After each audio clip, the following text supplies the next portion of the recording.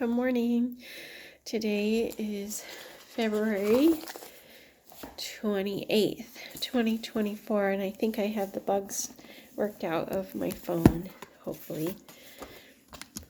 So, starting with another commentary.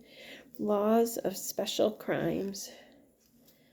Some kind of junk on my phone, my glasses. Crimes are normally defined as offenses against society, in contrast to civil wrongs, which affect only individuals. Crimes are typically punished by fines, imprisonment, and even death, whereas civil wrongs are remedied by various forms of restitution, usually monetary. In the theocracy of Israel, there are many offenses punishable by death, which do not fall within traditional crime categories, and offenses which fall within traditional crime categories which are not punishable by death. There is no punishment by imprisonment at all. Theft, for example, is punished by a form of fine and restitution. Therefore, the special crimes category set forth below is arbitrarily based upon more traditional classifications of offenses. To ensure respect for human life, the most basic moral principle of life is given. Deuteronomy 5:17. You shall not murder. And there's all different kinds of forms of murder. Anyone who strikes a man and kills him shall surely be put to death.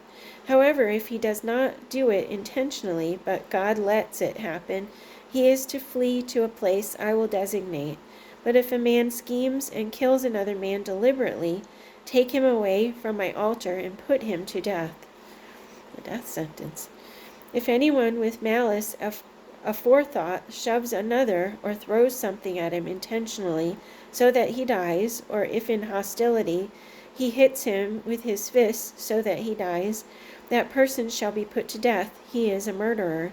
The avenger of blood shall put the murderer to death when he meets him. If a man strikes someone with an iron subject so that he dies, he is a murderer. The murderer shall be put to death. Or if anyone has a stone in his hand that could kill, and he strikes someone so that he dies, he is a murderer. The murderer shall be put to death. Or if anyone has a wooden object in his hand that could kill, and he hits someone so that he dies, he is a murderer. The murderer shall be put to death. There are to be legal requirements for you throughout the generations to come wherever you live. Anyone who kills a person is to be put to death as a murderer only on the testimony of witnesses, but no one is to be put to death on the testimony of only one witness. Do not accept a ransom for the life of a murderer who deserves to die. He must surely be put to death. Do not pollute the land where you are. Bloodshed pollutes the land, and atonement cannot be made for the land on which blood has been shed, except by the blood of the one who shed it. Do not defile the land where you live and where I dwell, for I, the Lord, dwell among the Israelites. If a thief is caught breaking in and is struck so that he dies, the defender is not guilty of bloodshed, but if it happens after sunrise, he is guilty of bloodshed. But if without hostility someone suddenly shoves another or throws something at him unintentionally, or without seeing him drops a stone on him that could kill him and he dies, then, since he was not his enemy and he did not intend to harm him, the assembly must judge between him and the avenger of blood according to these regulations. The assembly must protect the one accused of murder from the avenger of blood and send him back to the city of refuge to which he fled. He must stay there until the death of the high priest who was anointed with the holy oil. This is the rule concerning the man who kills another and flees there to save his life. One who kills his neighbor unintentionally, without malice aforethought, For instance, a man may go into the forest with his neighbor to cut wood, and as he swings his axe to fell the tree, the head may fly off and hit his neighbor and kill him. That man may flee to one of these cities and save his life. Otherwise, the avenger of blood might pursue him in a rage, overtake him if the distance is too great, and kill him even though he is not deserving of death, since he did it to his neighbor without malice or forethought. Then the Lord said to Moses, "Speak to the Israelites and say to them, when you cross the Jordan into Canaan, select some towns to be your cities of refuge, to which a person who has killed someone accidentally may flee. They will be places of refuge from the avenger, so that a person accused of murder may not die before he stands trial before the assembly. These 6 towns you give will be your cities of refuge. Give 3 on this side of the Jordan, and 3 in Canaan as cities of refuge. These 6 towns will be a place of refuge for Israelites, aliens, and any other people living among them, so that anyone who has killed another accidentally can flee there. When the Lord your God has destroyed the nations whose land he is giving you, and when you have driven them out and settled in their towns and houses, then set aside for yourselves 3 cities centrally located in the land the Lord your God is giving you to possess. Build roads to them and divide into 3 parts the land the Lord your God is giving you as an inheritance, so that anyone who kills a man may flee there. This is why I command you to set aside for yourselves 3 cities. If the Lord your God enlarges your territory as he promised on oath to your forefathers, and gives you the whole land he promised them, because you carefully follow all these laws I command you today, to love the Lord your God and to walk always in his ways, then you are to set aside 3 more cities. Do this so that innocent blood will not be shed in your land, which the Lord your God is giving you as your inheritance, and so that you will not be guilty of bloodshed. But if the accused ever goes outside the limits of the city of refuge to which he has fled, and the avenger of blood finds him outside the city, the avenger of blood may kill the accused without being guilty of murder. The accused must stay in his city of refuge until the death of the high priest. Only after the death of the high priest may he return to his own property.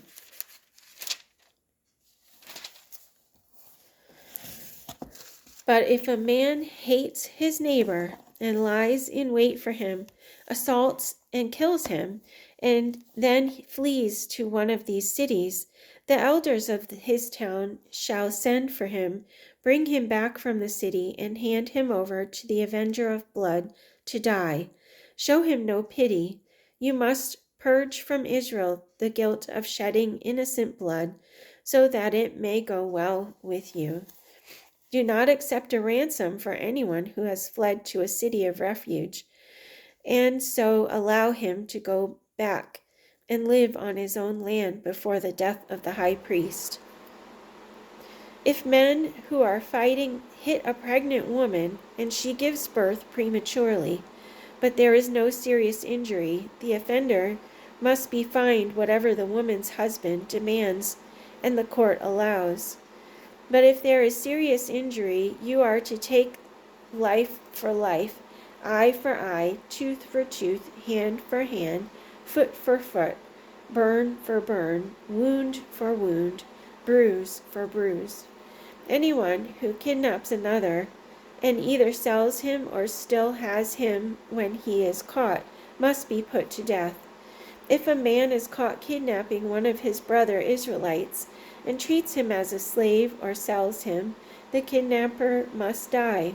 You must purge the evil from among you. If anyone injures his neighbor, whatever he has done must be done to him, fracture for fracture, eye for eye, tooth for tooth. As he has injured the other, so he is to be injured. If a man hits a manservant or maidservant in the eye, and destroys it, he must let the servant go free to compensate for the eye. And if he knocks out the tooth of a manservant or maidservant, he must let the servant go free to compensate for the tooth. But if out in the country a man happens to meet a girl pledged to be married and rapes her, only the man who has done this shall die. Do nothing to the girl. She has committed no sin deserving death. This case is like that of someone who attacks and murders his neighbor, for the man found the girl out in the country, and though the betrothed girl screamed, there was no one to rescue her. If a man happens to meet a virgin who is not pledged to be married and rapes her, and they are discovered, he shall pay the girl's father 50 shekels of silver. He must marry the girl, for he has violated her. He can never divorce her as long as he lives. Anyone who attacks his father or his mother must be put to death. If men quarrel and one hits the other with a stone or with his fist, and he does not die but is confined to bed, the one who struck the blow will not be held responsible if the other gets up and walks around outside with his staff. However, he must pay the injured man for the loss of his time and see that he is completely healed. If a man beats his male or female slave with a rod, and the slave dies as a direct result, he must be punished, but he is not to be punished if the slave gets up after a day or two, since the slave is his property. Hold on a second.